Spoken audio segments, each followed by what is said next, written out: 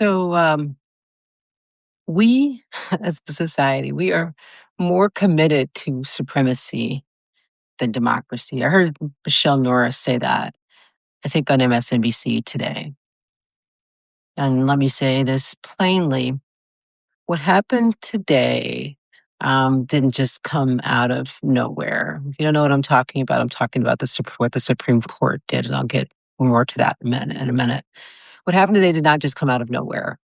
This has been building for decades. And I remember several years ago when I was in my 20s, people telling me that they were worried about this, and I didn't understand why they would be so worried because I actually believed this was more secure. And as I got older, particularly after 2013, no more. Anyway, um, this has been building for over a decade. So in 2013, in in Shelby County versus Holder, the Supreme Court removed federal oversight of voting laws.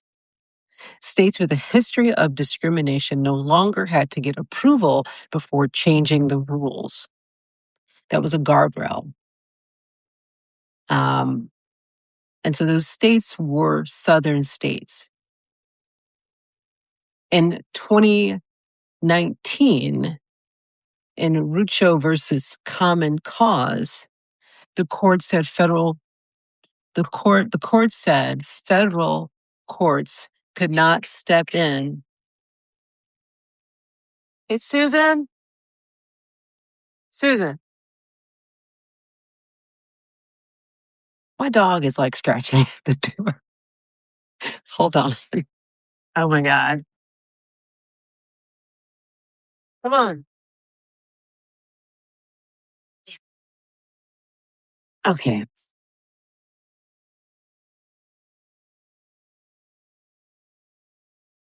All right. I'm back now. I'm going to start over. Oh God. Okay. All right. I'm going to start over now. Here we go. Okay. So what happened today did not just happen out of nowhere. This has been building for over a decade. In 2013, Shelby County versus Holder, the Supreme Court removed federal oversight of voting laws. So states that had a history of discrimination, southern states, no longer had to get approval before changing their maps or their rules. That was put in place as a guardrail, and the Supreme Court took it away.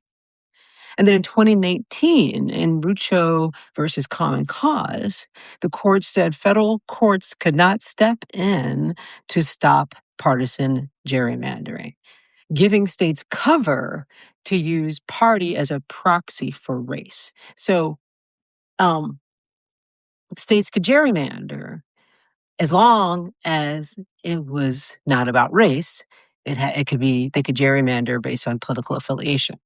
And then 2021, um, Bronovich, I think I'm saying that right, versus the DNC, the Democratic National Committee, the court made it harder to prove discrimination in voting laws. And then today in Louisiana versus Calais,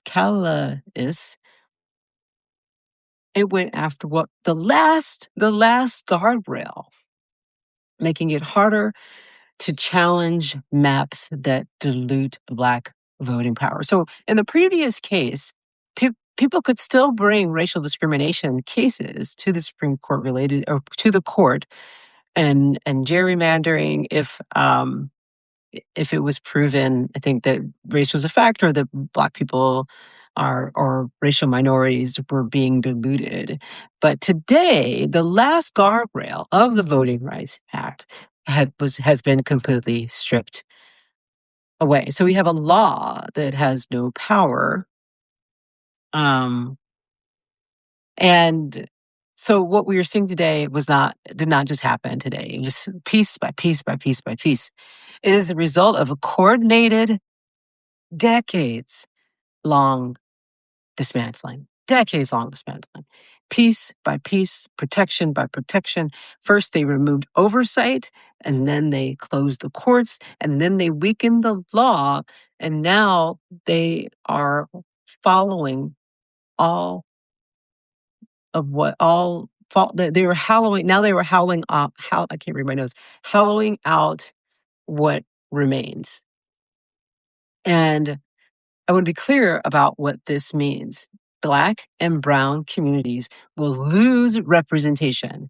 And when you lose representation, you lose power. And they know that. When you lose representation, you lose power. You lose power over healthcare, housing, education, policing, survival. This is not abstract. This is harm, direct harm that's going to be caused to Black and brown and other racialized minorities or any minority, because now states can dilute voting power of anybody. They can remove completely the will of the people. People died.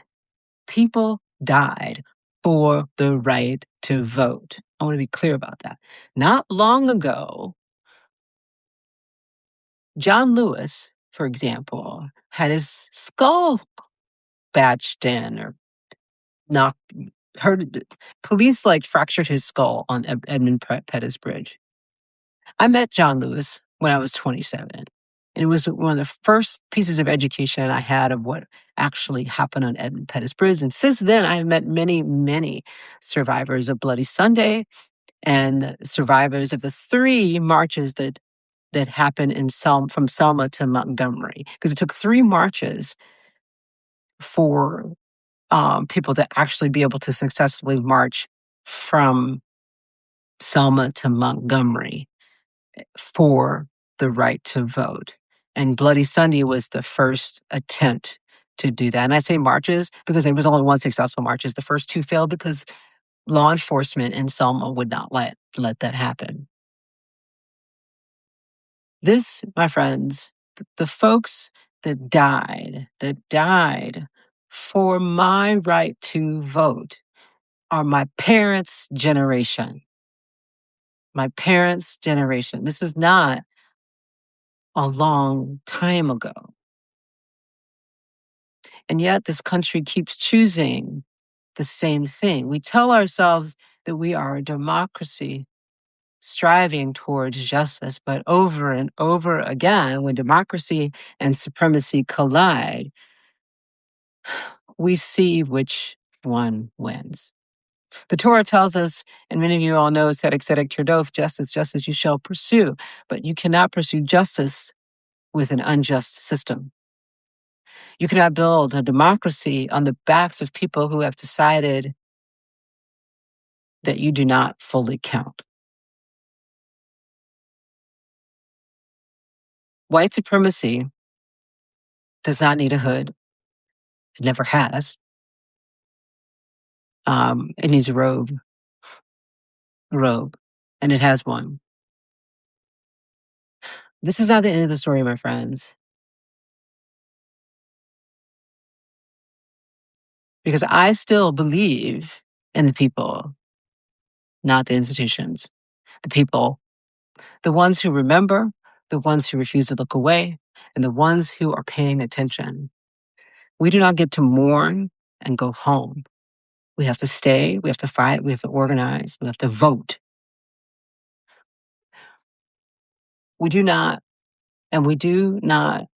fight to go back. We fight forward. We fight for a better democracy. I don't want to go back. I want something better, because more people than ever are saying out loud, we deserve better. We deserve a country that works for all of its people, not just a few and not just the powerful, but all of us. And just because the loudest voices in the room are saying something, that is not a majority. It is not the majority. This government is not listening to the will of the people. We must fight for something better. Like I said, we deserve better. We deserve a country that works for all its people, not just a few, not just the powerful, but all of us. That is worth fighting for. And that has always been worth fighting for. Remember, people died. People died for our right to vote. And we have every right to be able to vote the people in that we want and not have some party decide to hold power. We deserve better.